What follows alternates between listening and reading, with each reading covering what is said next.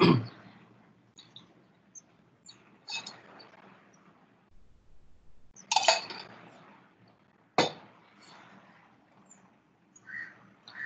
right, so welcome back.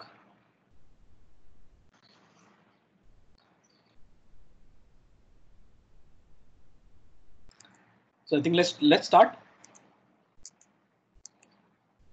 Yep. All right. Fine. So I've shared my screen once again, and I just ran my code. So it has just created one table and also pulled out the values from the local DynamoDB. So I can also check whether the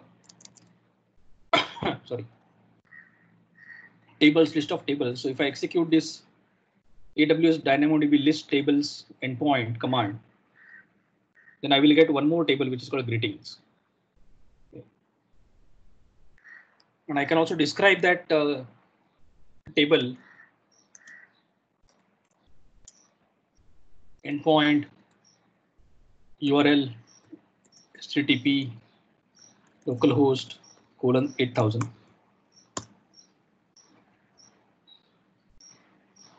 So I think I missed few things. AWS DynamoDB.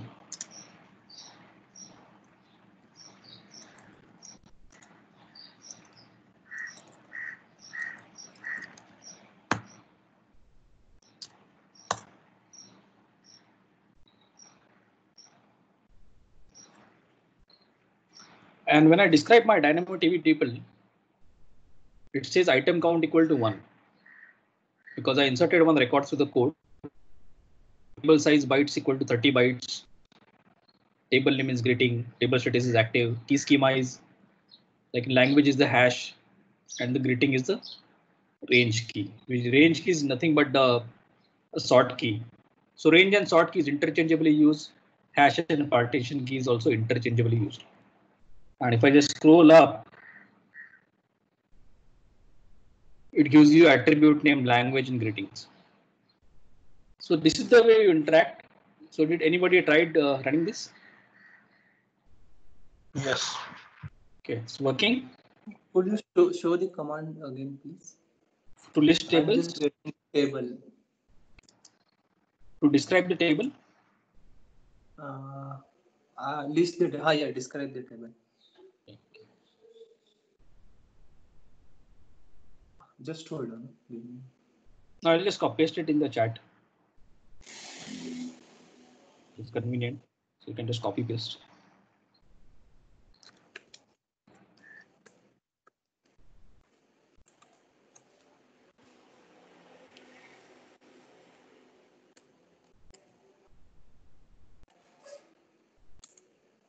See, when you initially start with DynamoDB, it's like you don't start liking it, but once you get used to it, it is really difficult to move away from DynamoDB or NoSQL world because you get so used to it, and you basically like its flexibility and so on. It's working.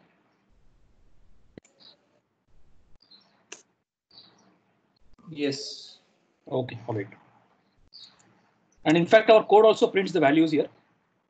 Greeting, attribute value as welcome, and in English.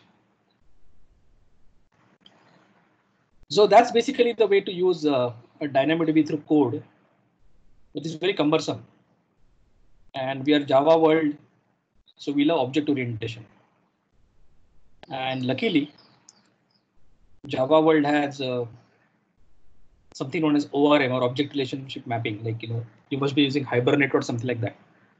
So similarly, DynamoDB provides something known as enhanced client. Now, instead of actually working with this, working such a cumbersome syntax, attribute definition, then telling what is the key name, what is the attribute type, and is it a hash, whether it's a sort key. There is a better way of actually doing it. So what DynamoDB does, it provides you enhanced client, and it is similar to your Hibernate. So it uses a combination of annotations and is enhanced client. So what happens in this? So let me open this in another window as well. Duplicate. So if I go back to my code and look at the code of customer. So in this model, what we do, we basically create classes at this level. So we create a customer class. So let's say this is a customer table. So you can anyway use this APIs which we have used. And instead of that, we create a customer class. We create a Java Bean kind of thing, and then specify all the attributes like ID, name, email, registration date. And we use something known as annotations. So this is the annotation for DynamoDB. So @DynamoDB bean. Then in this case, I say this is my primary key, which is partition key. And I have the customer name as a sort key. And you have this getter setter. And that's it. So you basically define this is at the object level or the domain level.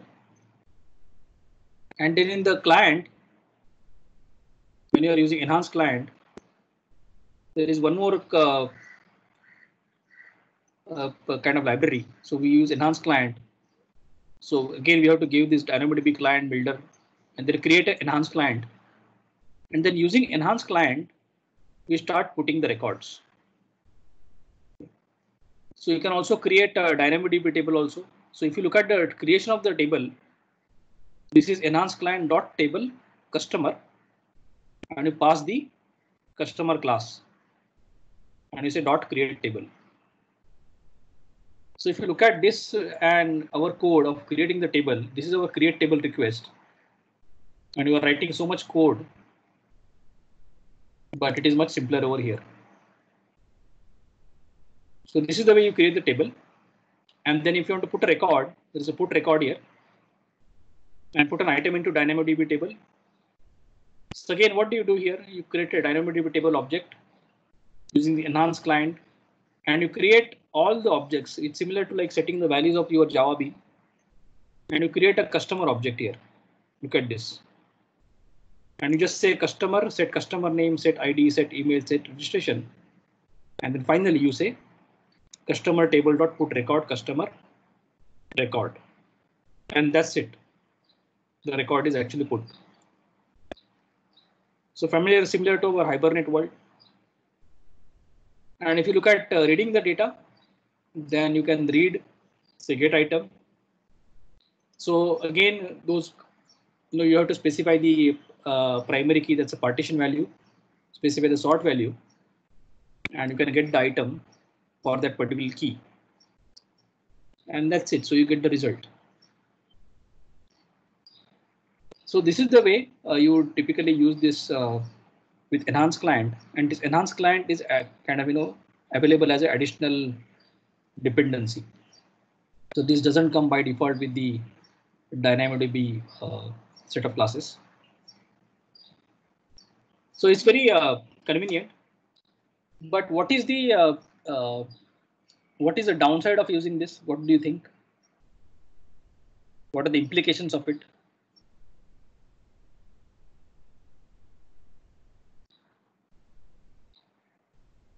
Do you see any implications of it using this model?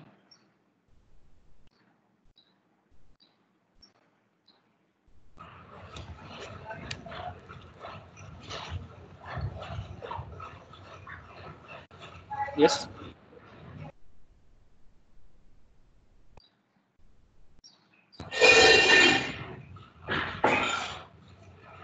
Attribute maybe.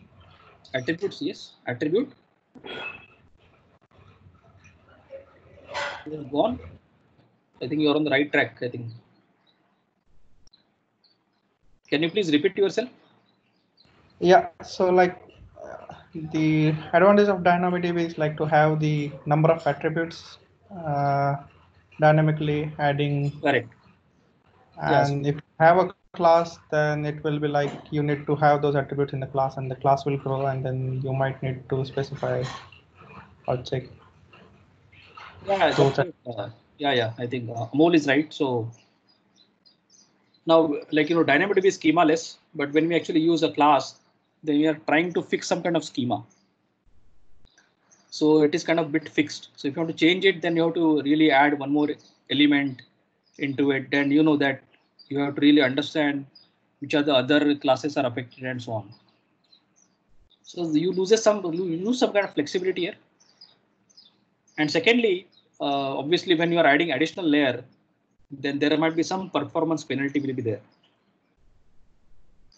And the third is that with this high level kind of an interface, uh, it may or may not be possible to use all the underlying APIs. So there might be some APIs which are kind of only possible through no low level interfaces, which we have seen earlier. So those are some of the differences.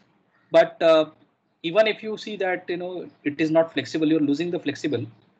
For majority of the companies, it is not a big problem because even if you add a field, let's say dynamically using earlier method, then also that has to be processed by somebody. So that processing logic might actually needs to be modified.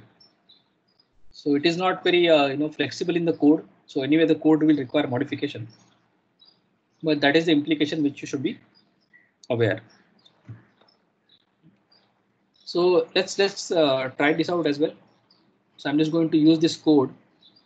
So I'm going to copy paste my customer class. It's very simple. I'm just going to copy this. And for that, I have to use enhanced client. So first, let me copy this, put it inside the Eclipse.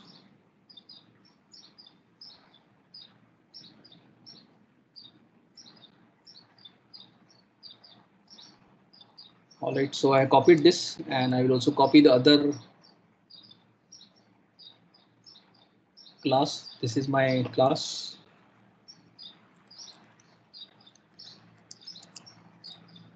I'm going to paste it here.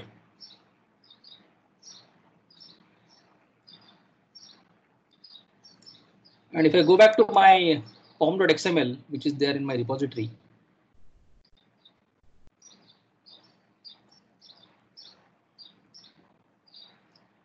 so pom.xml contains one more line item. One more dependency needs to be added, which is DynamoDB enhanced. So I'm just going to use this, copy it in my pom.xml. So this is the flow. Once you're familiar with this flow and structure, that's it. Then you have to really understand how the underlying service works and use the APIs appropriately. All right, so I added this to my pom.xml and I'm going to build my project.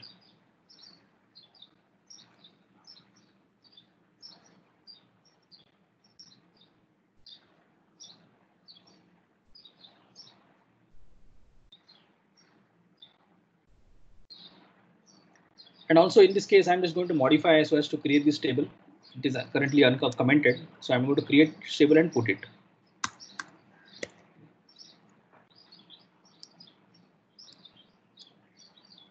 And ensure that it is pointing to localhost 8000.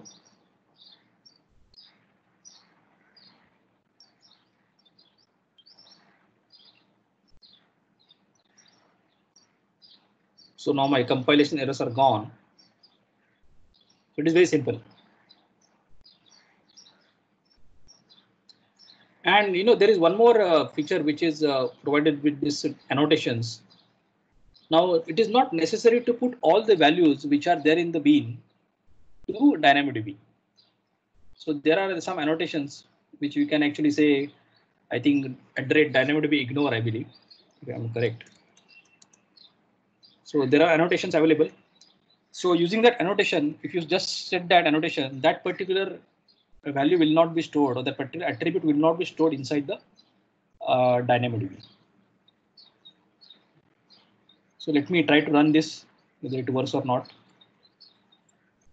So currently I don't have any customer table on my local machine.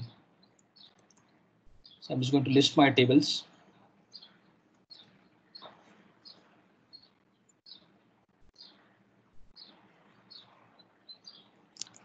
Let's see whether it works or not.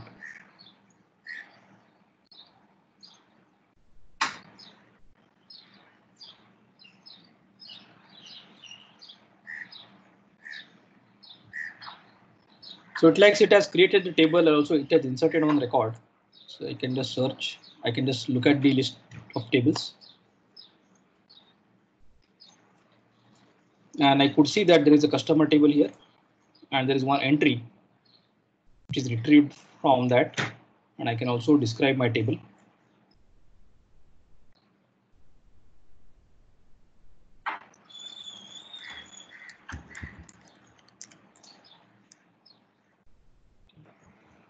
So this is the way to work with DynamoDB using Enhanced Client. And there are many more features in DynamoDB. Like, you can also do pagination. You can do transactions. You can say that I want to use strongly consistent read. I want to have, transaction reads and writes. So there are a lot of such kind of features. So depending on your use case, you have to really explore those. But the whole key or essence of it is that you need to understand, especially the partitioning concept and all the sort key concept and how it works internally. So if anybody is trying that out, just let me know whether it is working for you or not. It's working. All right. Good. So we will just quickly, I will just quickly briefly mention about some other useful features which might be handy. So I will just talk about DynamoDB streams.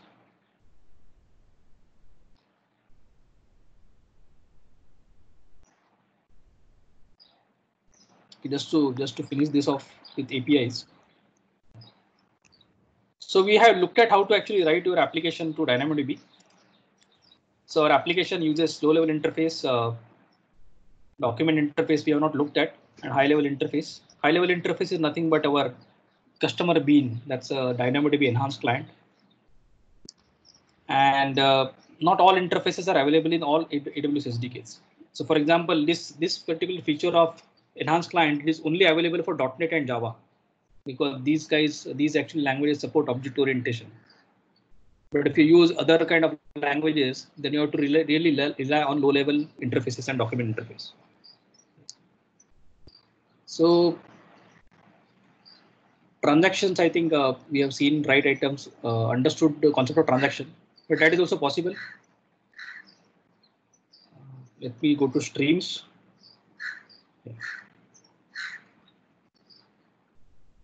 Now I think RDBMS guys are familiar with triggers. So when you insert anything in the database, now in the RDBMS world, you can write set of triggers. You can write before insert, before update, after update, and so on. Now, DynamoDB streams are similar to that, not exactly as triggers. But let's say you want to, have some kind of mechanism. Whenever somebody puts any entry into DynamoDB table, I want some kind of notification. See, ultimately, at the end of the day, we are looking at each and every piece, each and every service independently. But these services generally do not run or get used independently because there will be some correlated applications. So you might create some solutions using a DynamoDB. So you want to basically, trigger some kind of processing or just notify somebody that this record has been inserted into DynamoDB stream. Just process it. Especially if you are having IoT data and you are getting IoT data, then you might want to process that. Then whenever data is inserted, then you need to really have some kind of notification. So that is basically what streams provide. So just to illustrate this further, so let's say you might have a customer table. Now, whenever there is a new customer is added, just imagine that Amazon is basically, it's completely moved out of Oracle. Now, Amazon as a company, they were really using a lot of Oracle features, and in fact, they have actually used DynamoDB heavily to move out Oracle. And in that case, they might be using something like customers also. like customers table. So customer table could be really a large table. It's really huge table. Like just imagine so many customers. Like in India itself, there are so many customers on Amazon, and you want to really put those many customers in some kind of system. And whenever there is some customer is added, you basically get, every time you register on some site, you get a welcome email. So that is something which you want to implement. So in that case, what you can do, you can stream the record. So whenever the kind of entry is made, then it is going to send a notification, and then that notification can trigger Lambda, which is another compute service, and then that Lambda is going to trigger maybe an email. It's a welcome email. So that is the way you can use DynamoDB stream. So in this case, in this particular model, you are actually using 3 different services from AWS. One is called DynamoDB Streams, another is called Lambda, the third one is ACS. So that is something which you should be aware. And in case if you want to use it, you can really, that will be really helpful to you.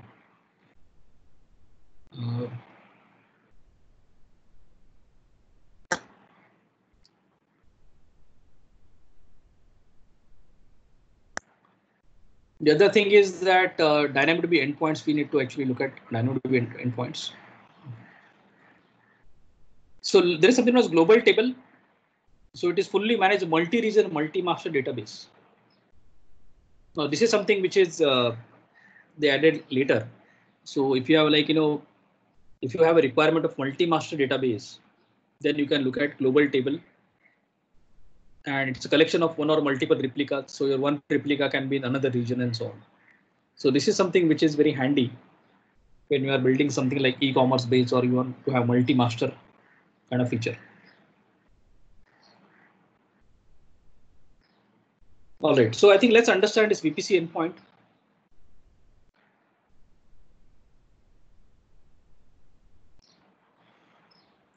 Now, if you notice, now our DynamoDB service, the way it works is that it is available over the internet. So whenever you are actually working, let's say from an EC2 instance also, let's say you set up an EC2 instance, or just assume that these all the commands which you are executing via on EC2.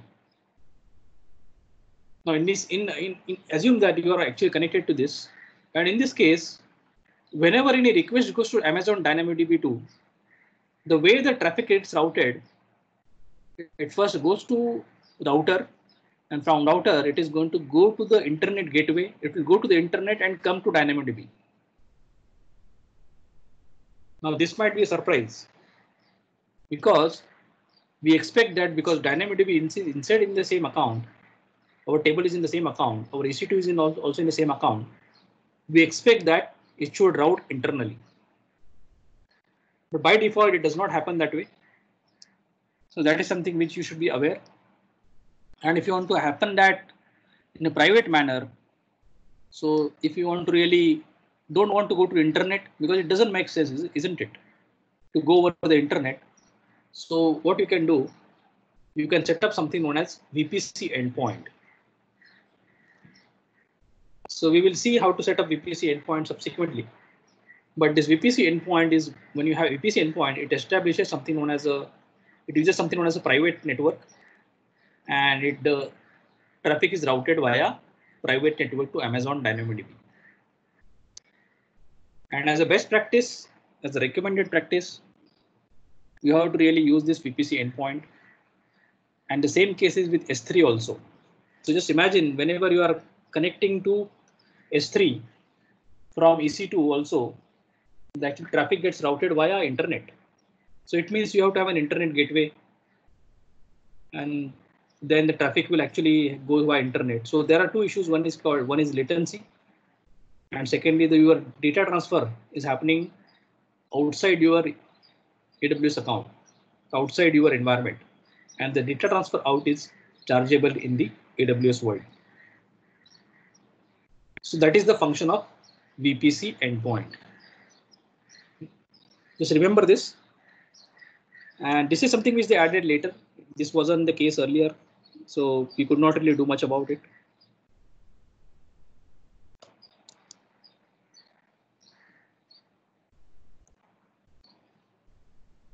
All right, so that's all about DynamoDB. It's a very important service, and if you are planning for exam, once again, DynamoDB, they will ask a lot of questions, and most of the questions are indirect. So they are not going to ask you what is global secondary index. They are going to tell some scenario that, okay, I am able to, my table is having this kind of a structure. They will give you some records and say, now I want to do query on a specific attribute. Then what is the best way to actually get the results with better performance or lower latency?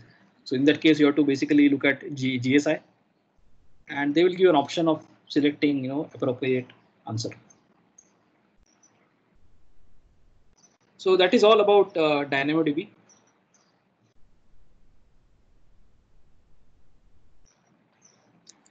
Any questions on DynamoDB before we move on further?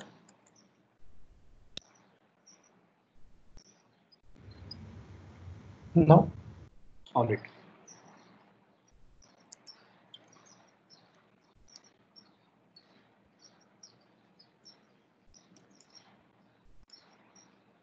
Okay, as a next topic, we will look at one more service which is quite widely used. And this is in fact one of the services which was available since 2004, even before AWS officially was launched. This is called SQS. So how many of you are actually using SQS?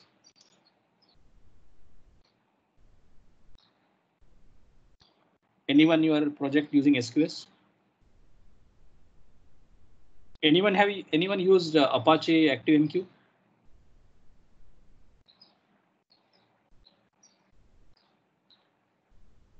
Anyone use RabbitMQ? Any other queuing product?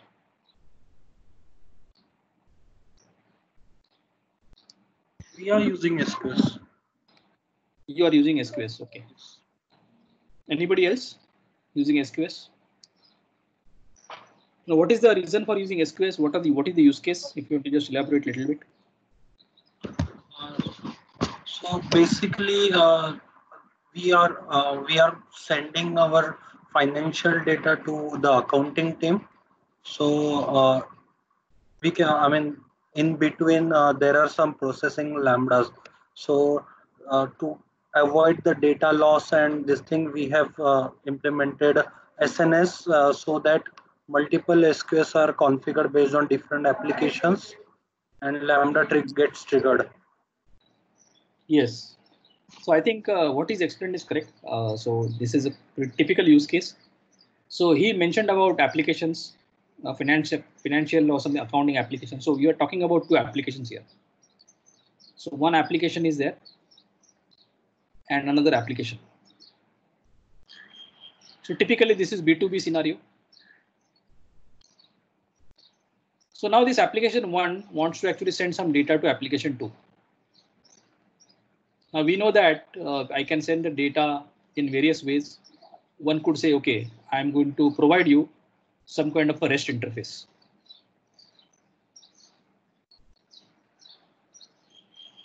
Then you send the data as JSON payload.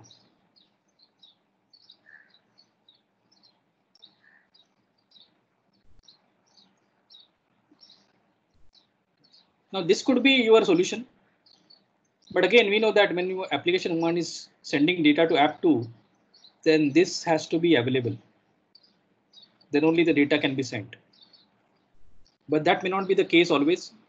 So what can happen is that this may not be available, application two. That is point number one. Secondly, the application one is sending the message. Application is one is sending message maybe at a different rate altogether. Say, let's say application is sending, let's say 100 messages per second. And this endpoint or this another application can easily process 100 messages per second. But after some time you realize now this started sending at 1000. Then it basically says that, okay, now I'm not able to process. So it might actually throttle. So again, there is an issue here. So typically, you know, when you are building massively scalable applications, now again, this is a scalability point. And also you don't want to lose any messages. It might happen that, you know, this is trying to send a message and the message is not sent, then that is something which is very bad. That is not tolerable. Especially if you lose an order from customer, somebody puts an order on e-commerce site, and if you lose that order, that is going to be not really good for the business. So you don't want to lose your any kind of messages, and all these reasons are correctly mentioned by Mukul, right? Yeah. So I think he mentioned all these things which are valid for using something like queue. So in that case, you change the architecture in such a way that instead of sending this message directly, you introduce something known as queue. So you will introduce a queue. So I'm going to introduce a queue. So whenever you put a message, all the message will be actually sent by this application to the queue. It is not necessary that we have to send this message to the application 2 directly. Now the application 2 may be down. In that case also, the message will remain over here. So I'm going to say M1, M2. That's M1000 messages are there. Then whenever the application 2 actually comes up later, then application 2 can really pull this queue so as to get all the messages, and all the messages will be sent or received by this particular, not sent, actually received by this particular application 2. So this is typically your usage of SQS. So it acts as a kind of buffer between producer and consumer. So we remember that there is a classic producer-consumer problem. So producer is producing at one rate, consumer is not able to consume at that rate. And then how do you actually put those messages in some kind of a temporary storage? So this is also called temporary storage, or it is called temporary repository. So it is also one kind of storage. In fact, if you go to Microsoft Azure classifies queue as a storage because it's a storage, but only temporary. Our job is to put the messages, but we don't want to keep these messages forever. Ideally, if you have a very efficient kind of a model of producer and consumer, your queue should be actually empty. Your goal is to actually make queue empty because you want to process the messages as they arrive. So there should be no or very less waiting time for processing the message. So that is where this queuing actually used, and there are various products in the market. So I mentioned about Apache ActiveMQ, I mentioned about RabbitMQ and so on. But in the AWS world, it is called SQS, Simple Queue Service. So let's understand these basics of queue. And you understand the queue, what are the characteristics of queue? First in, first out, isn't it? So if somebody is standing in a queue, we expect that it is processed in a specific order. First in, first out.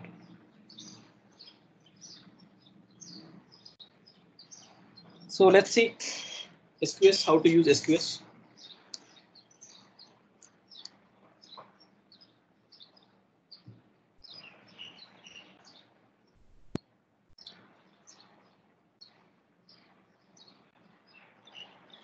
Again, it's very simple service. It's not very complicated.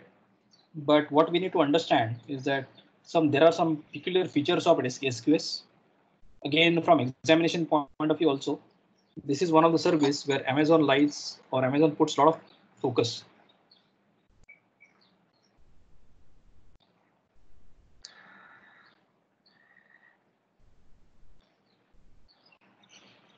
So it is called hosted queue for storing messages as they travel between applications or microservice. So there is a financial application, there is accounts application. You want to basically send those messages or store those messages as they travel between applications. So again, temporary repository, buffer between producer and consumer. We have seen this So let's straight away go to console. So I'm going to console.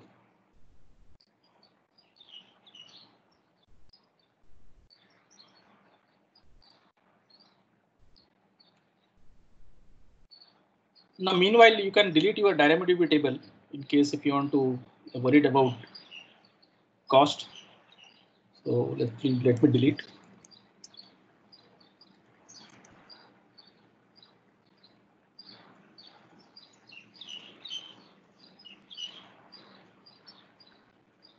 All right, so I will go to SQS again. If I lost in the console, then I can always click on this AWS console home. And I say SQS.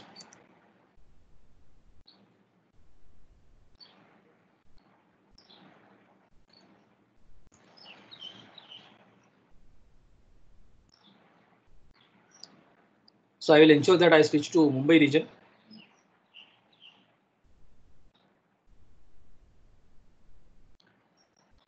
Now, whenever you log into AWS console, you will always find some new features, and they always improve this. So let's say I want to create a queue. So in my account, I have like various queues created for some various purposes, and I'm going to create a queue.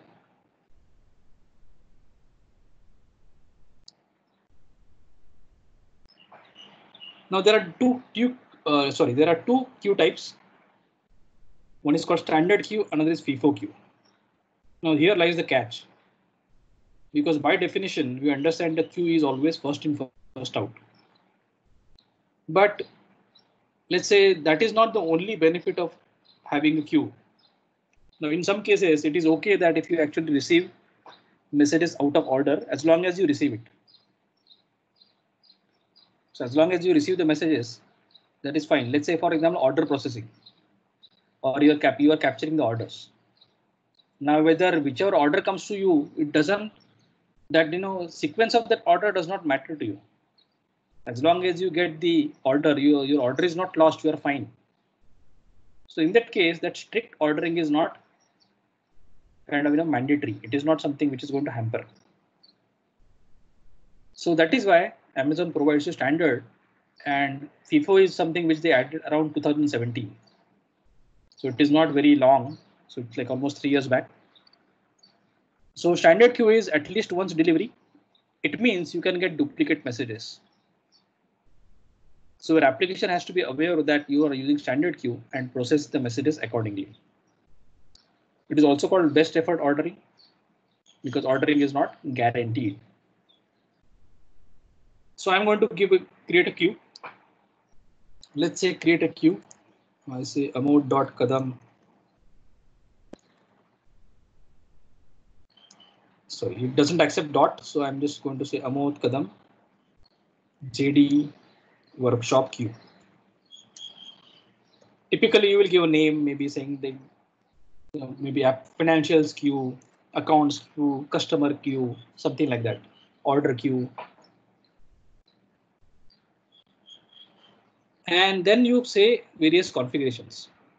So we'll come to what are these various configurations are, but let's focus on a couple of those. One is called retention period. So this is not persistent storage. It is not like database. It is not like EBS. It is not like file system. So you can say I want to store it.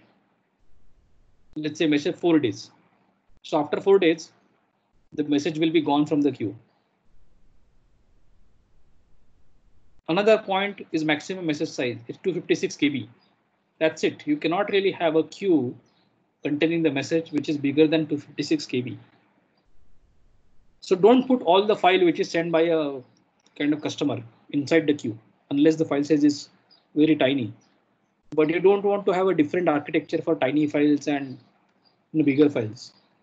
Again, it kind of increases the coding complexity. But generally, you keep all those files somewhere externally. Maybe you can keep it on S3 and so on. We'll look at other parameters shortly. Then there are some access parameters. You can say that who can access. Again, these are kind of policies you can put.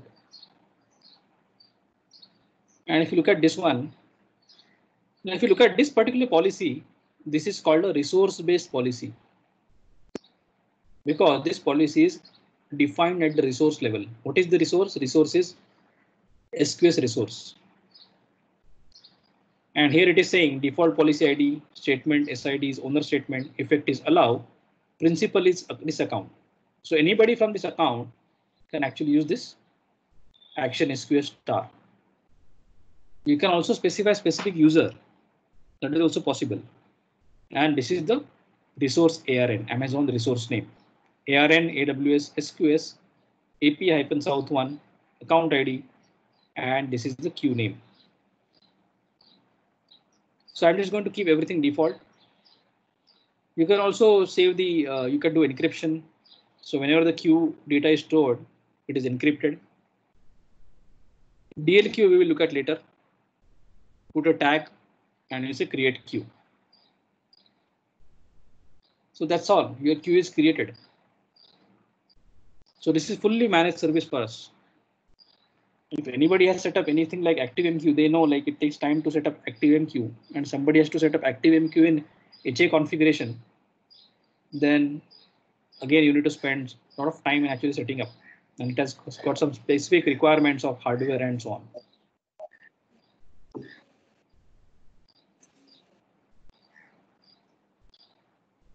All right, so your queue is created.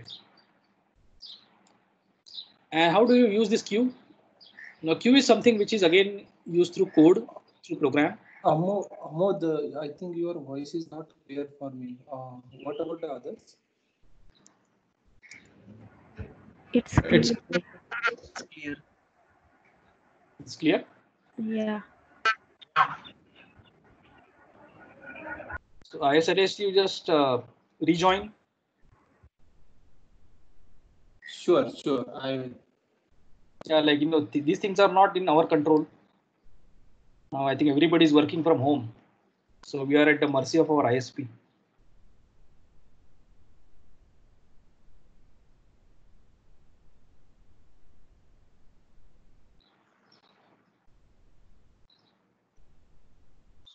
How charging is done? I mean, charges for SQS. Yeah, okay. So we'll come to that shortly. In SQS charging prices.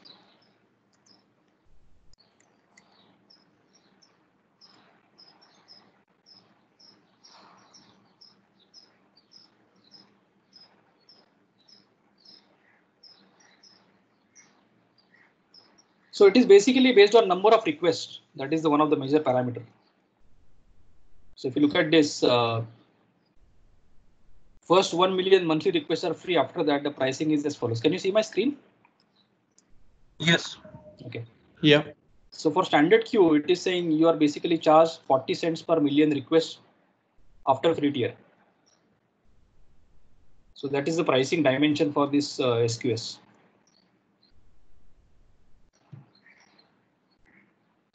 So generally speaking, you basically have to reduce your kind of request.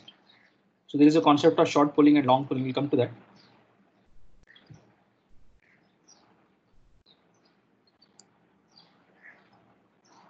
So if you just create the queue there and you just keep it like DynamoDB, in DynamoDB you are anyway built because you are depending on which capacity unit you are actually using, capacity mode.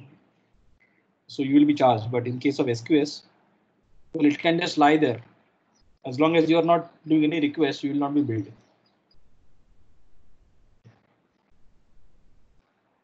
All right, so let me go back to my console.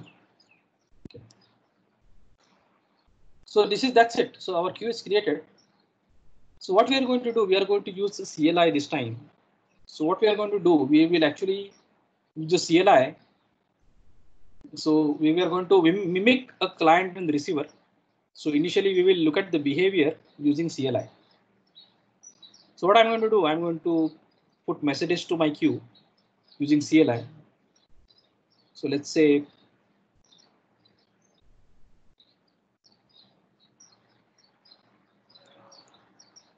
so this is my going to be queue.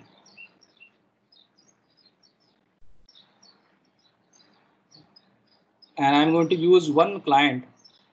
Again, I'm basically, you can really write any Java code, but using Java code and everything, it takes a bit time.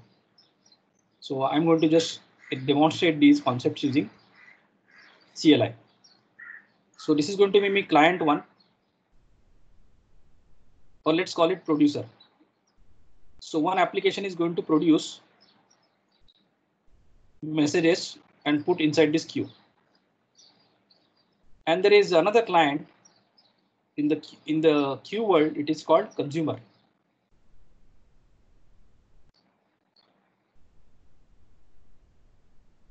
So whenever this client puts the message, now remember in the queue, the consumer has to poll the queue. So it is a polling mechanism. It is not a push notification. It is not a push. For push, we are going to look at SNS, simple notification service. So let's mimic this. So for this, we are going to use CLI. So you need to open two different tabs or two different windows. So my DynamoDB job is done. So I'm just going to close this one. So let's say I want to send a message to the queue. And imagine that is another application. It is just sending the message. Just to illustrate the concept, I will go back to my document. And there are some commands which are specified. So I'm just going to copy, paste, and modify it accordingly. So AWS SQS is the CLI. And I need to send a message to a specific queue. And I'm going to copy paste this. AWS SQS send message queue URL.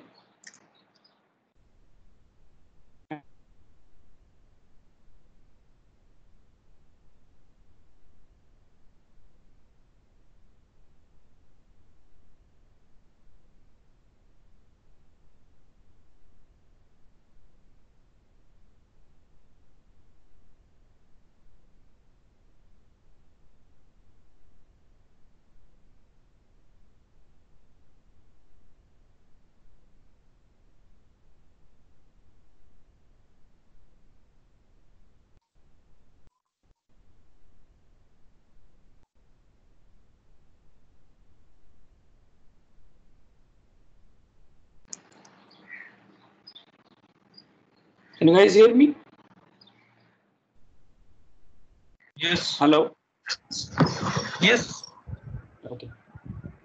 So my URL is copied. So I'm just going to copy this URL. And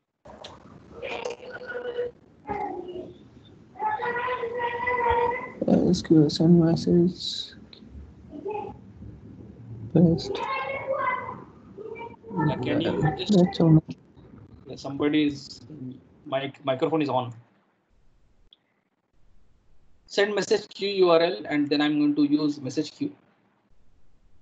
Sorry, message body. I need to pass a message body. What is there inside my message? So I'm just going to use this one and send message one.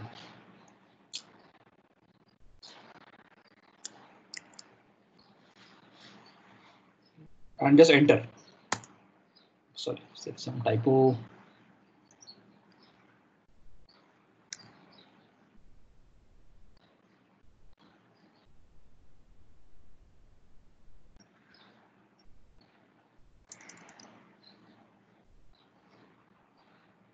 I'm just going to say message one.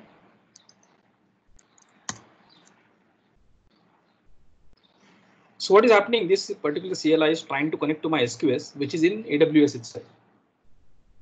And it is giving you some kind of a MD5 of message body. It gives you message ID.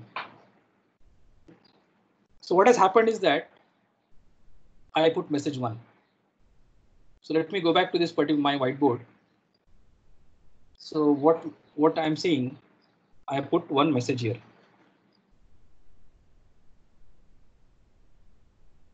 So just to simply, I'm just going to say M1 for message one. Now I'm going to mimic my client. So the client has to do receive. So I'm just going to start another window here. And I'm going to say I want to receive the message. So for receive message, there is a command. Look at this receive message. You have to just specify the AWS SQS receive message. and specify the queue URL. And I paste it.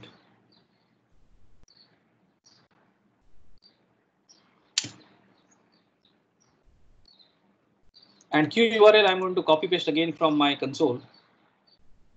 This is copied, just paste it. So what we are expecting? We are expecting that message should be received by our client 2. So just imagine this could be your Java code, Node.js code, could be anything. So far so good. Yeah. Yeah. So if I do this execute again, if I do SQS receive message, what should happen?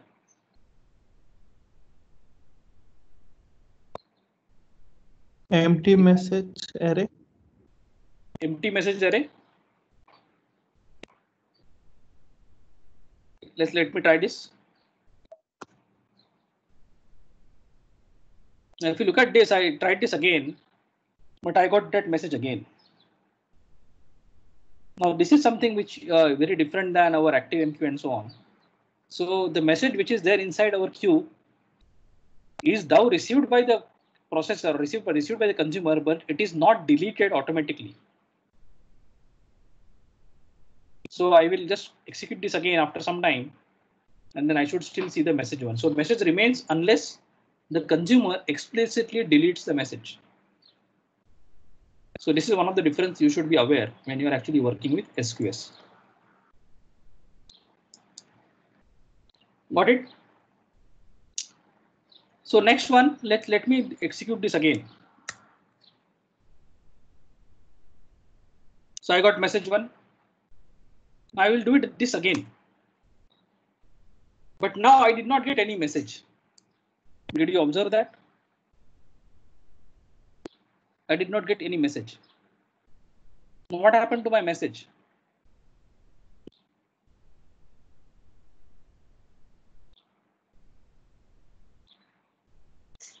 Removed from queue. Yes, it is. Yes, gone. Yes. Because we have not deleted the message yet, right? We have not deleted the message. The message is still there. But if I do this again, I still do not get this message. If I do this again, I got this now. Now this concept, this is happening for a reason.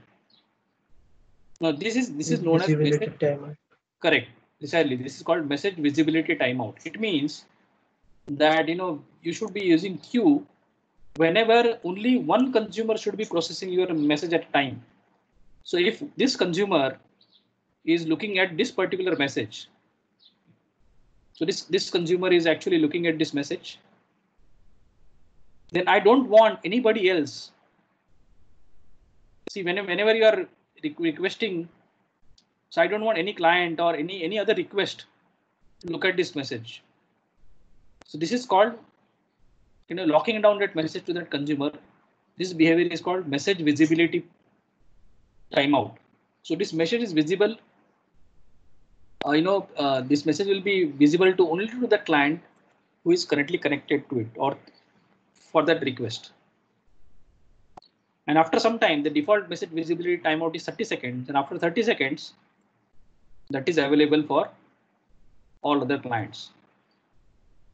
So the typical way to use queue is that you basically consume the message and then delete the message.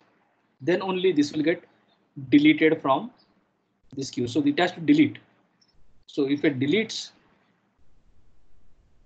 then this message will be deleted till the time the message remains in the queue.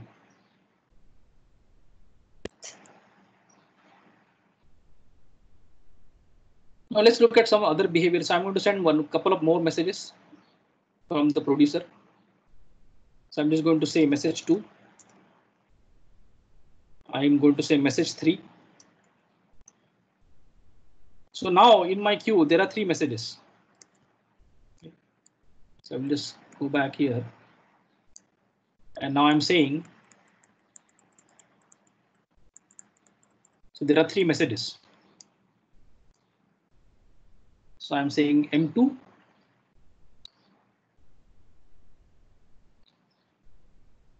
and M3.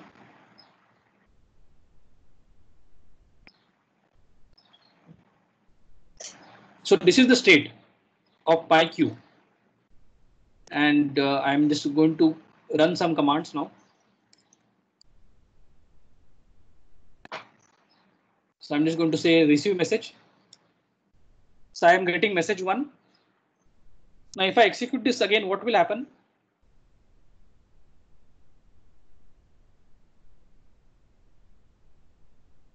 Any guesses?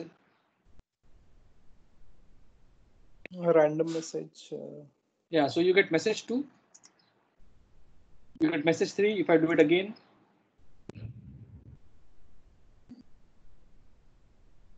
See what is happening, you get other message, message 2, message 3. But what is happening, what is our queue? The queue is basically typically used for first in, first out. So we don't want, like, unless this is out, we don't want this message to be seen by other guys. But that is something which does not happen in standard SQS. So that is why we are getting these messages, message 1, message 2, and message 3. And secondly, the order is also not guaranteed. Somebody says random. So it is possible that at one point in time, this client might receive message 2. Other client might actually get message 3, something like that. So this order is not guaranteed. It is called best effort order guarantee. So these are some of the differences between this SQS standard queue, and traditionally we have been using the other queues as well. So this parameter is called message visibility timeout, and that is something which we can see from AWS console. So if you look at our parameters, so this is the message visibility timeout.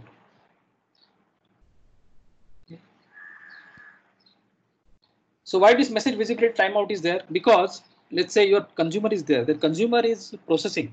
The processing might take some time. And once the processing is done, the consumer should actually delete the message. So this is something known as visibility timeout. Now there is another concept called delivery delay.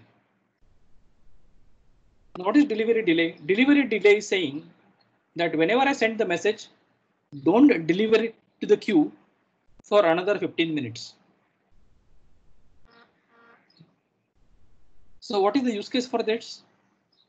Anybody can you think of using this delivery delay?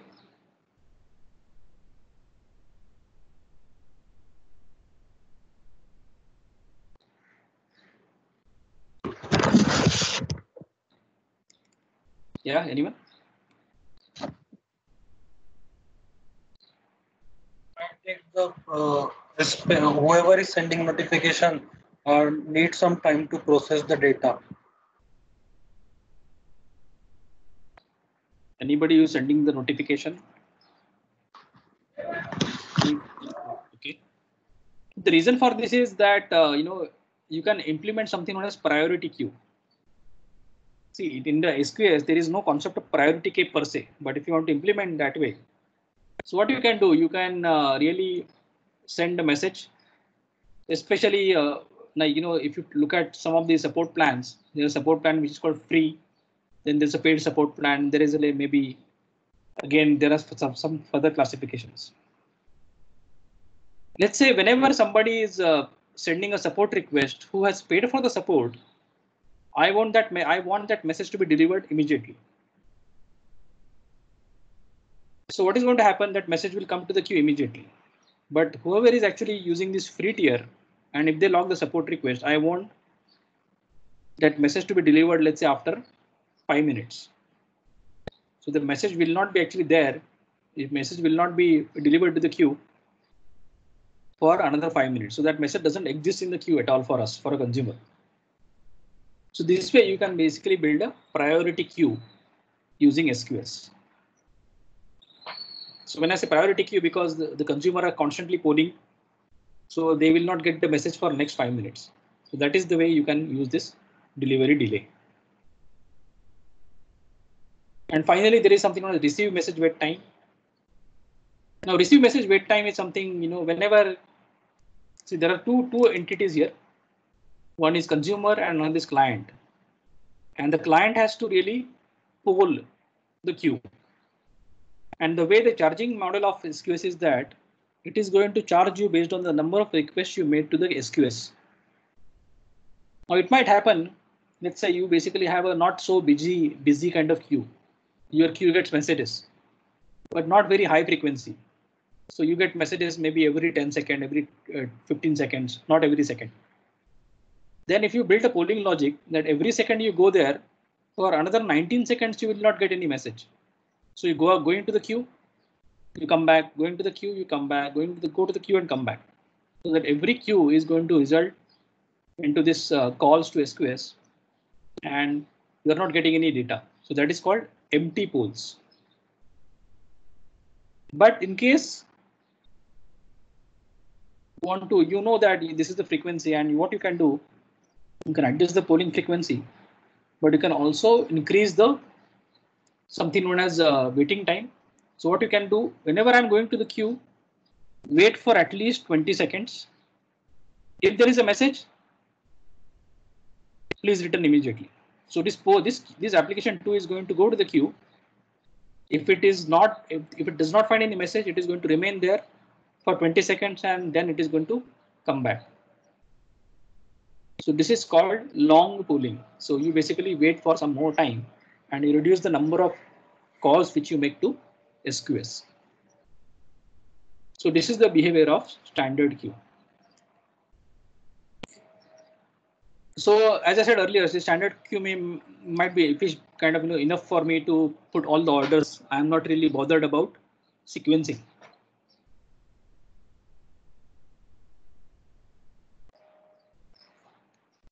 So there is one more queue which is called FIFO queue. Now let's imagine a scenario that you are building a site. Now you must have seen auction sites. I don't know whether some of you might be doing some kind of bidding or auctions. Now whenever there is a kind of auction, the eBay was pretty popular for auctions. So there's an item on the eBay and the minimum price is set, let's say $30. And you are basically saying that now I want to build a system. I want to basically, obviously, whoever is going to pay me higher money, I'm going to give that order to him or give that item to him or that person. So let's say somebody says this item is there and this is basically minimum is $30. So there is one user who actually bids for $31. Other user bids for $32. So obviously this will be sold to this guy because he is actually ready to pay more. But what is going to happen in some cases, let's say U3 and U4, somebody is saying I'm going to bid for $35. And this guy is also saying $35. Now to whom you should actually deliver or give this order or give this item. So in this case, the sequencing is very important. So this guy actually bid at, let's say, time T1. This actually bid at T1 plus delta. So I want to give this order or give this item to this U3 because this person has actually bid before the other person has bid. So in this case, the strict ordering is very important. So the strict ordering of message is very important. Then you have to use FIFO queue. That is, FIFO is another type. So that is something which you can create in SQS as well.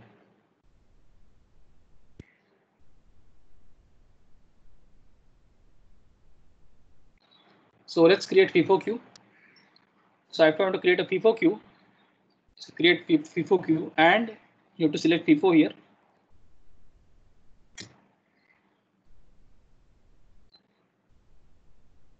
And then you say Amod-Kadam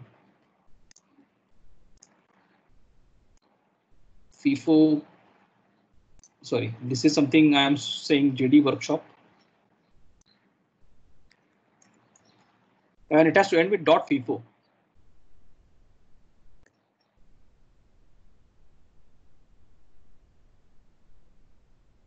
Oh, sorry, I think I just need to recreate it. FIFO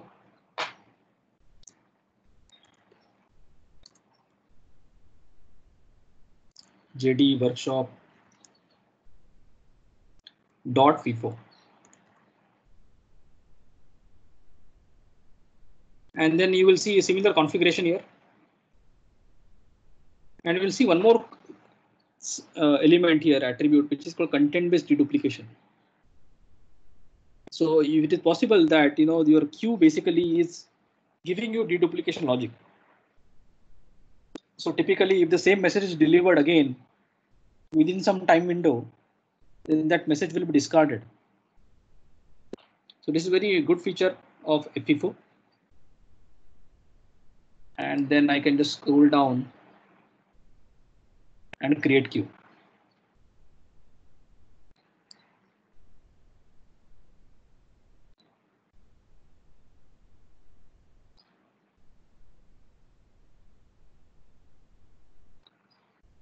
So all right, so now send some messages to this queue. That's it. So queue creation is very simple. So if I just go back to my documentation, now FIFO queue, whenever you're sending the message, there are some additional parameters, which is called message group ID and the message deduplication ID.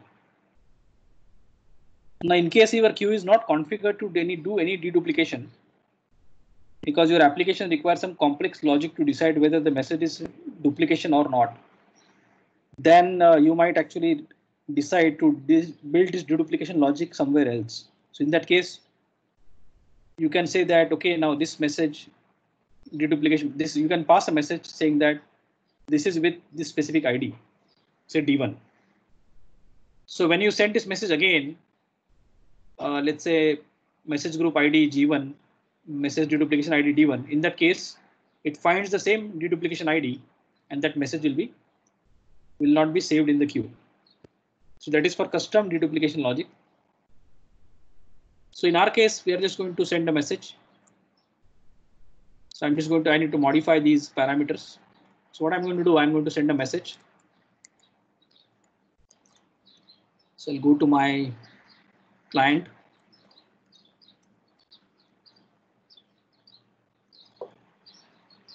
I choose my URL. So let's go to console, get the copy of this URL, paste it. Then we have to pass the message body. Okay. So message body.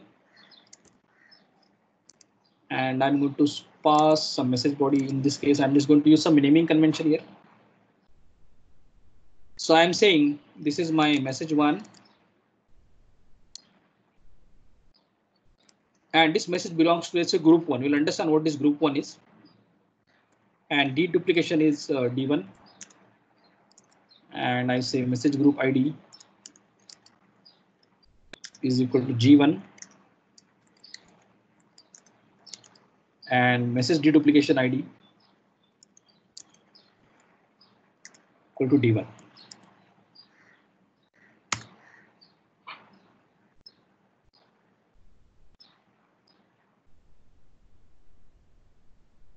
So this message is sent. So if I so our message looks like this. I'll just create, this is for FIFO. So I sent one message, which is message one.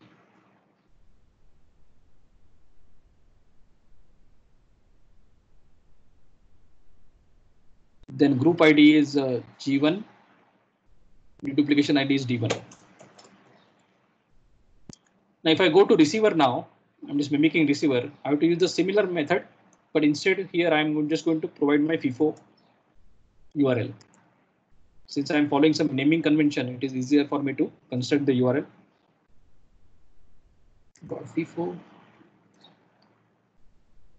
So we got the message. So this is same as your earlier SQS, standard queue. Now let me actually put one more message. So I'm just going to put one more message, but this time I'm going to say message group ID is equal to G1. Deduplication ID is equal to D2 because that is not a duplicate message because the content is different here. So I'm going to say message one D2. So what I did, I basically came here and I, let's say, put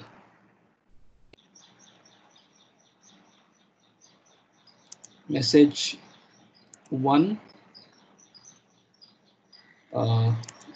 message 1 G1 D2.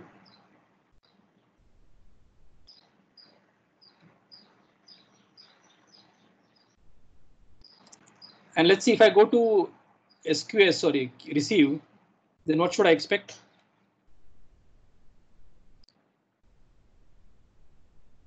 Anyone who has used SQS earlier?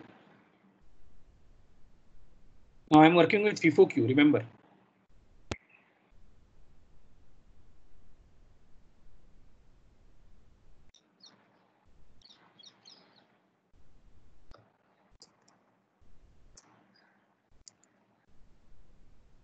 See, what will happen in this FIFO is that whenever I'm executing it, message G1 D1, I got the first message. Okay. But if I do it, execute it again, I'm not getting any message. Now this is happening because of the message visibility timeout. Now message visibility timeout is 30 seconds. That is why I'm not able to get this message. If I try this again, I'm getting message G1 D1. So what is happening here in this case? I will never get this message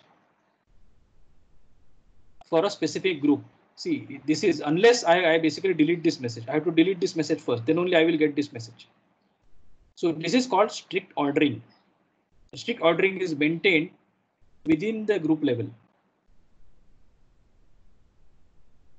Because if I send another message, let's say message 3, message 1 with G2 and let's say D3. Then what is going to happen? The receiver might receive this message. So let's see whether it is going to work like that. So I'm going to send my message.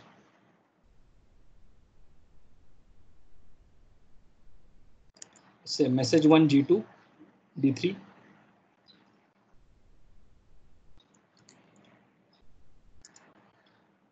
So message group ID is equal to G2. Message deduplication ID is D3. So the message is sent, and if I go back to my receiver, if I do the first, I get message 1 G1 D1 next. I got message 1 G2 D3.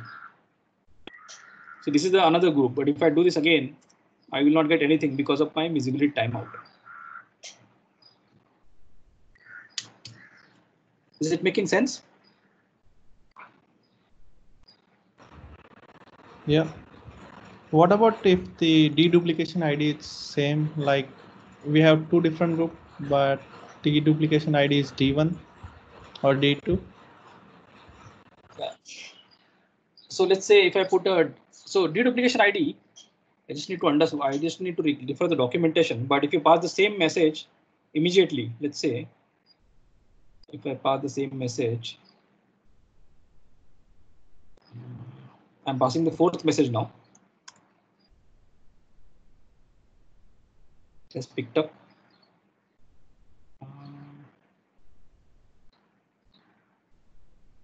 So if you have the same deduplication ID, it should reject, but I just need to just see the conditions on in which conditions. One second.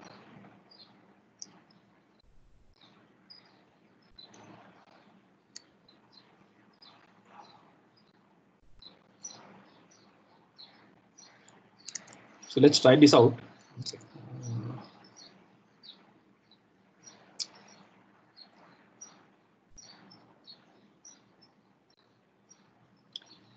This is my, where is my FIFO?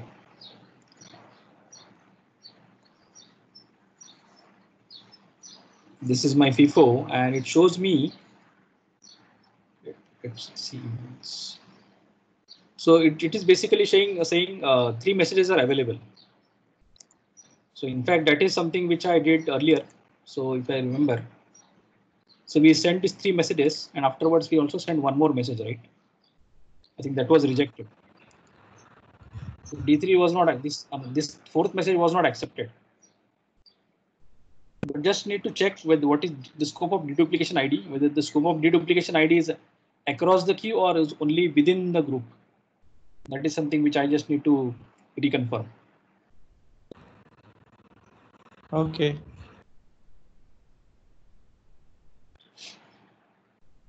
So in this case, I in fact sent one more. It did not get that.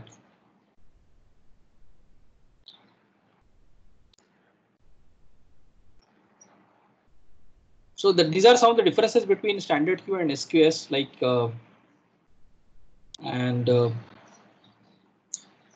it is up to your application. So application has to be really aware, how to use this standard queue and FIFO queue.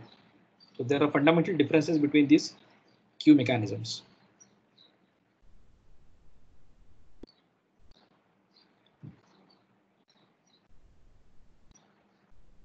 Some couple of more points. Yeah. So again, the message redundancy is like built in.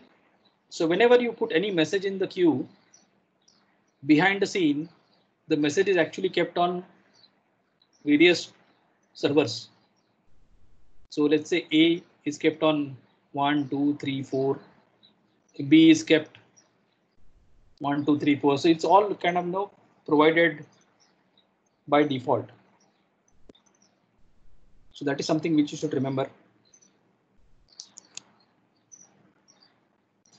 And the queue configuration we have seen, visibility timeout we have seen. In-flight message is something, whenever some receiver is actually looking at the message. So whenever you have this message visibility period, so in that period, the message is called in-flight. It means the messages are actually getting processed by the consumer. And those messages are actually invisible to other consumers.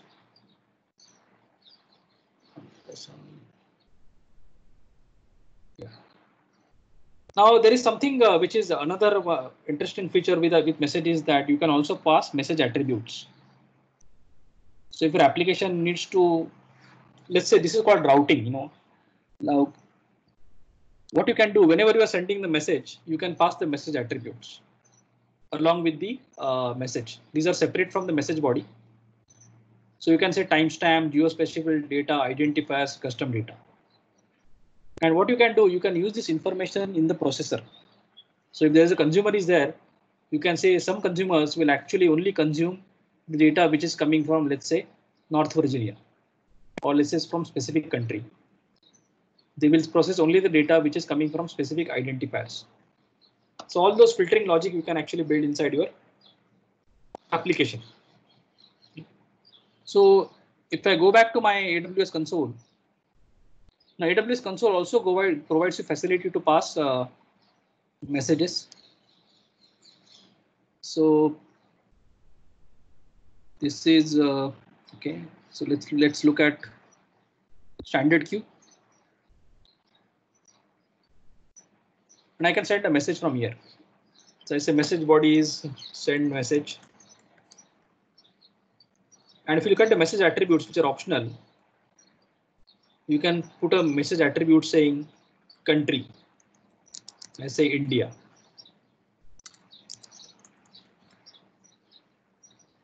Then I say city, Mumbai. And then you can just send a message along with the attributes. And your processor will can look at the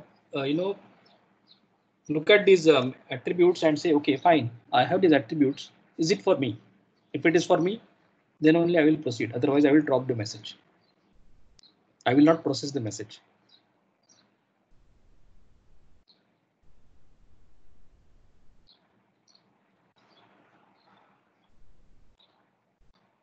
So this is called this is called routing. So you can be not necessarily routing per se, in the sense it is not push notification, but receiver decides whether it is for me or not. Yeah. Then another important is called dead letter queue.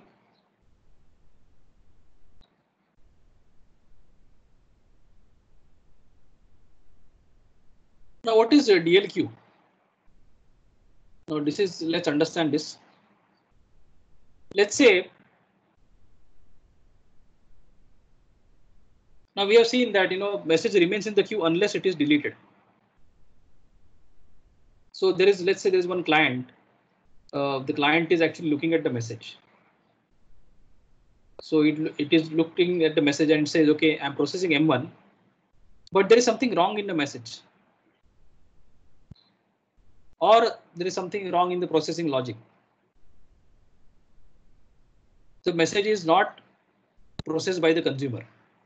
Then the consumer is not able to delete. Then that message remains here. Another consumer comes or another request comes, the same message is delivered because it's a queue. So it cannot really send other messages. If it is a FIFO queue, it cannot really send other messages. So every request or every consumer request will actually get the same message, M1, M2. But it will never be deleted from the queue. Then this is basically acting as a bottleneck. So if you go for if you know that, if you go for a shopping, especially like in DMart, etc., Big Bazaar, there are big queues. And you always try to find the queue which is shorter. So you go to the shortest queue. But there might be some, there might be one customer, they take a lot of time and some issue, they are trying to process it, but due to some reasons that customer's order is not getting processed, there is some issue. So other people are actually waiting. So that should not really happen. So in that case, you can say that after trying to read this message and process this message for, let's say, 10 times, I know that there is something wrong with the message or somewhere something is wrong. So I want to remove this from this queue. So, and I'm going to put inside something known as another queue, and that queue is going to be dead letter queue.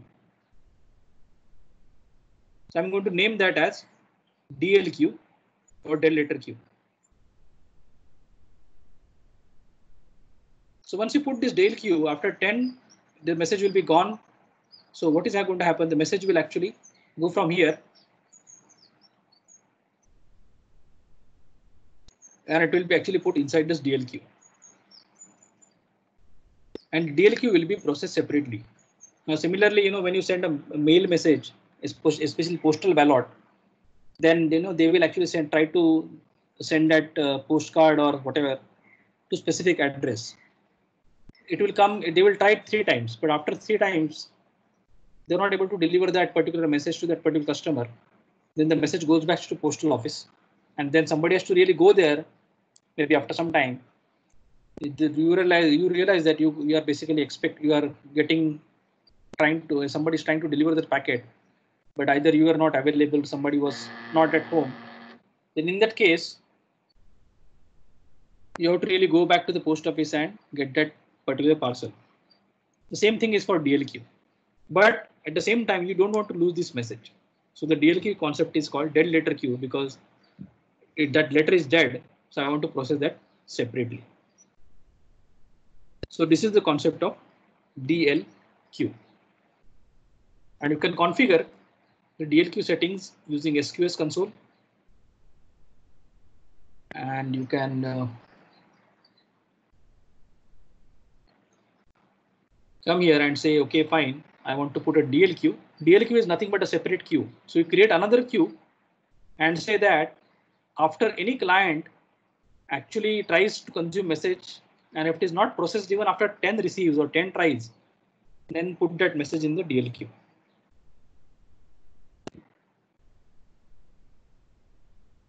So that's the concept of a DLQ.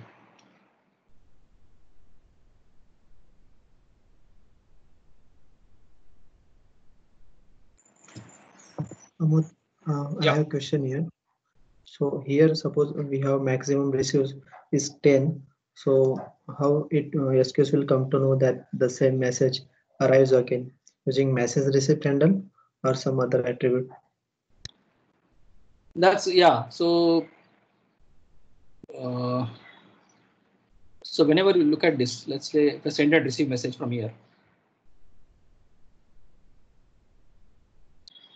As a poll for messages. So there are no messages available. I'm looking at some different queue.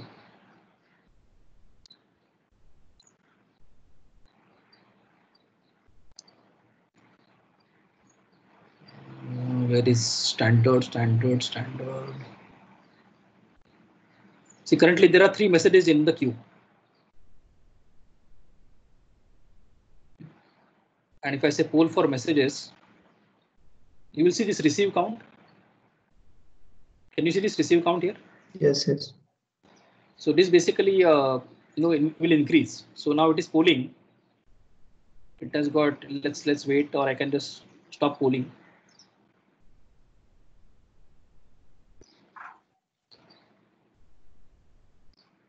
It's a poll for messages. So the count has increased. So message receipt handle is separate, but I think there will be some parameter in the SDK which will give you this receive count. And then, so this is something for the SQS to decide.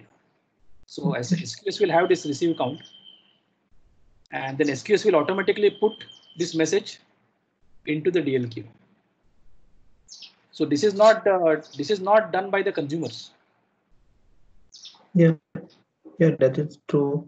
But internally, SQS might use some attribute to decide it. This is the count. This is the attribute receive count. Yeah. On the basis some attribute, it's increasing that counts. So SQS might internally maybe using some other attributes to decide that same message comes again. That's only it's increasing that count, right? Yes, that's correct. That's its internal kind of implementation. So you are asking what is that attribute? You are asking what is that attribute? Yes, yes. No, I don't know really, because that's pretty much internal, but I will try to find it out. Fine. Yeah. Thank you. Yeah. So that's basically this SQS is. And if you want to really write code, it's very simple. So I will just give you a walkthrough. You have pretty much understood how to use SQS. Or rather SDKs, so same mechanism. So let me see if I have something here.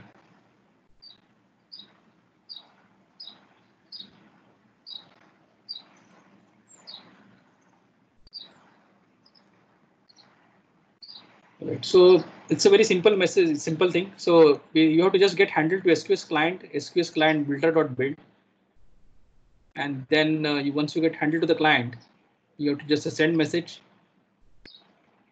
pass the QURL, pass the message, and then you can pass additional attributes.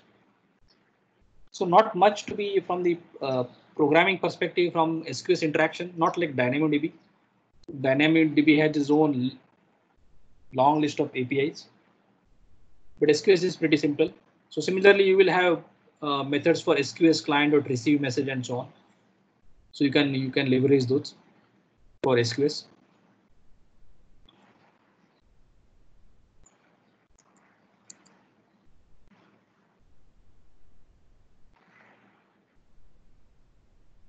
Now this is called polling mechanism.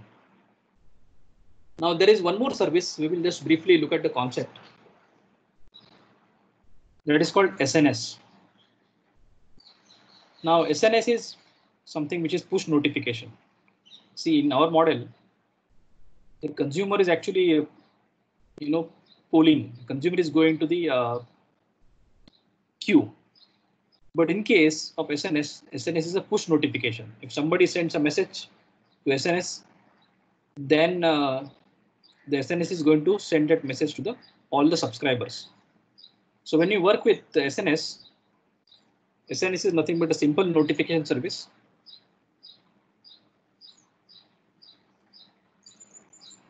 It's a flexible, fully managed push messaging service You can send handful messages per day to million messages per day. You can use this. So what is happening in the SNS world? You publish the message to SNS topic, and then you have various subscribers. So your subscriber could be Lambda, your subscriber could be SQS, your subscriber could be HTTPS, email, SMS, and so on. So at the same time, the message is actually sent to various others elements, other services. So earlier we have seen DynamoDB. Whenever we are working with DynamoDB, you can use DynamoDB stream, and that DynamoDB stream can actually publish to SNS topic, and then you can have a Lambda triggered triggering some application functionality and so on. So this is for the push notification. Now this is a typical use case, subscriber list. So whenever you go to website and you want to implement the functionality that they give you an email ID, and that whenever you notify, whenever you get a new event, you have to notify these subscribers. So in this case, you have to just, your application will just straight away put this email ID as one of the subscriber to SNS topic. And whenever you publish any message based on certain event, then that person is going to automatically receive an email. If you want to persist all the events which are sent to SNS topic, not really persist, but you want to put for processing purpose, then you can use SQS, which is nothing but a temporary storage or a buffer. And if you want to really process that message immediately, then you can also use Lambda. But all these things are happening at the same time. It's like parallel. So these guys actually, so there is no pooling here. So it is called push notification. So that's the major difference between SNS and SQS. So SNS is pretty straightforward service.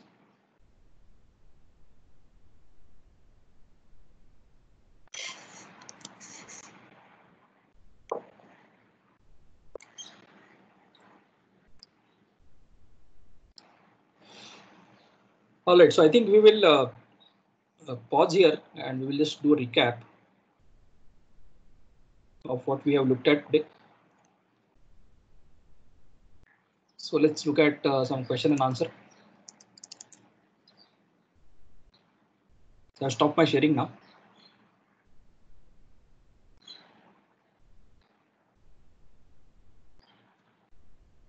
All right, so let's can somebody tell me about what are the various steps so as to start working with AWS SDKs?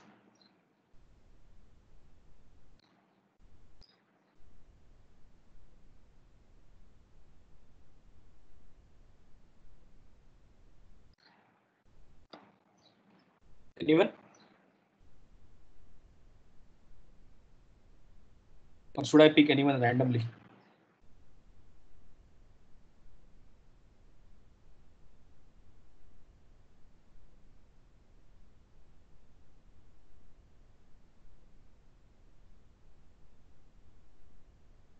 Neil, do you want to explain?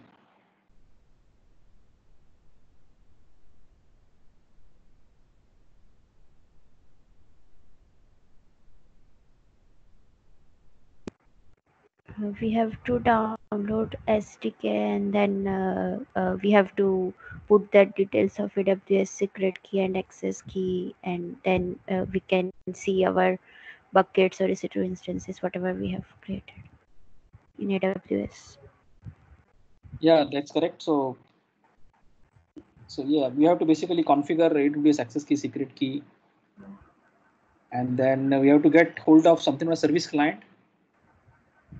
And after getting service client, we can initiate various requests. If you want to put object, you can use put object. You can delete object. You can use delete object in S3 and so on. Is it possible to invoke AWS services asynchronously?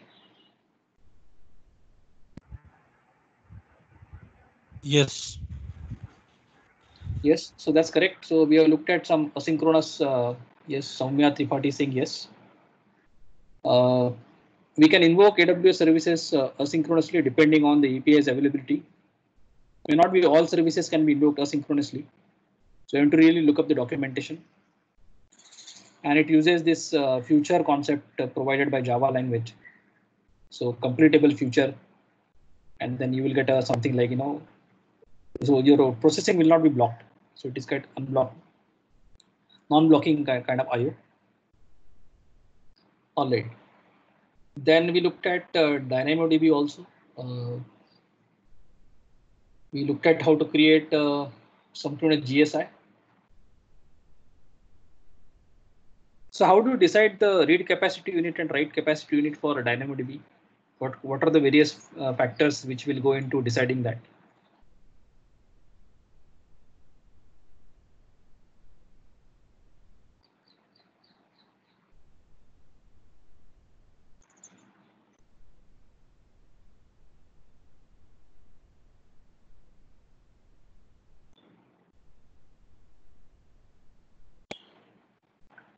So remember that particular interaction where we created a global secondary index. We looked at various parameters like what are the various parameters? One is what? Item size. So one is item size. What else? RCU. RCU is then RCU. We want to compute RCU. That's correct. Okay. So how do you calculate RCU? How do you calculate RCU and WCU? Okay. I So think what size was there that 1 per Yes. KB they are calculating. Yeah, size is there. That's correct. One size. And secondly, read request, number of read requests you are expecting. If you are expecting like 100 read requests, then one RCU may not be sufficient. So similarly for WC also, you have to understand how many times you are writing to the application.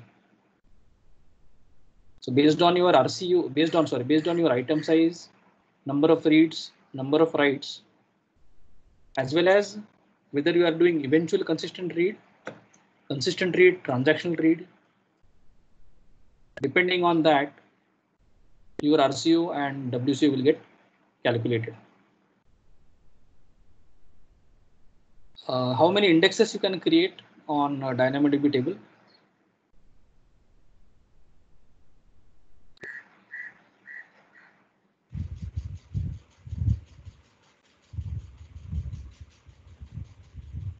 Five.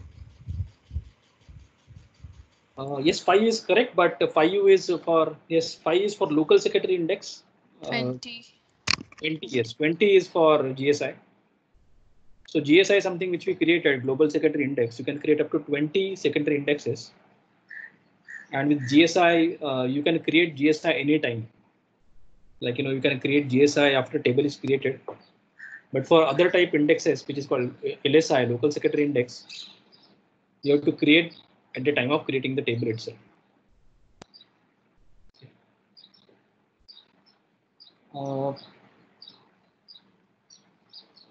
We also looked at SQS. What is the when you put a message in the SQS, who is responsible for deleting that message? The one who is consuming it. Consumer. Consumer is responsible for deleting the message. If the consumer is actually processing the message for n number of times, and if it is still not able to delete it, how will you resolve that?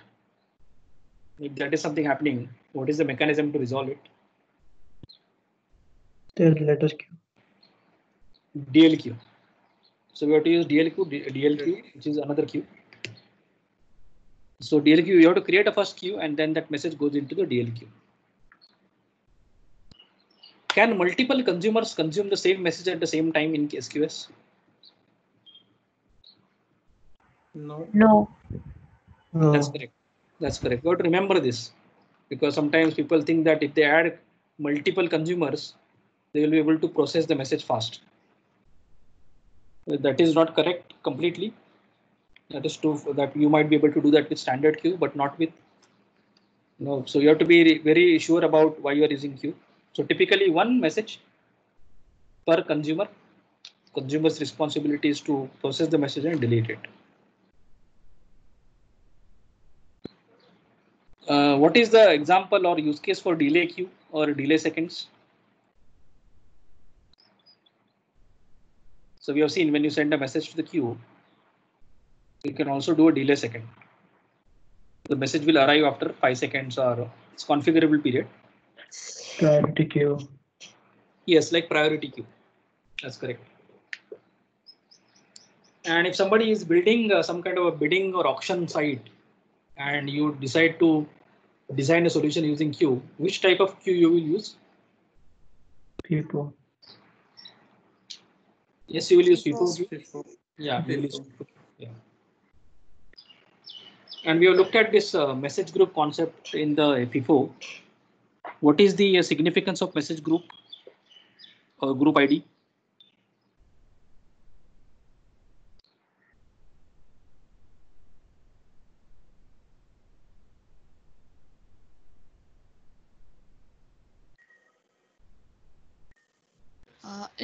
It can be said as it categorizes the message which belong to a specific group. We can say that.